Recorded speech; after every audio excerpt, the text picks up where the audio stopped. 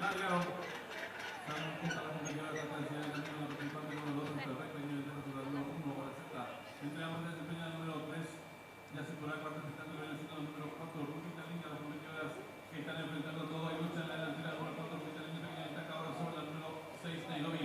Ganando rápidamente por la de la pista, la número 7, Sol 20, sube tomando el lote.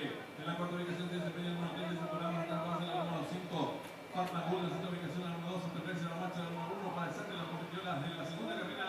Se apretan a hacer ingreso a la recta final.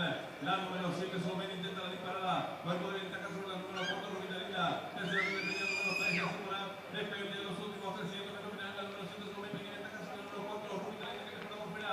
Ganando el número 4, número 3, que así va. Despegue de los últimos 250 metros finales. Va a marchar la número 4, Rubita Linda, pequeña ventaja sobre la número 3, que así va. Tercera desempeña el número 5, Fatma Gul.